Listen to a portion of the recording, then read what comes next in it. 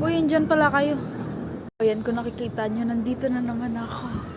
Isa lang ang ibig sabihin nun. Video na to ay for international purposes. International purposes. But anyway, sa'yo. Kung naaalala nyo last week, di ba nag-Korean ako? And OMG, I'm so very good with it. You agree? Tama yan. And ngayon, dahil galing din naman ako sa isang Japanese school. Yes, you've heard it right. So that means that I'm very fluent with it also. You want a sample? Oh, come on, I'm gonna give it to you. Watashi wa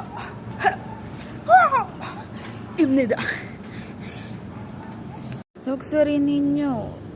Konni pa so la ti do. I'm very good, diba?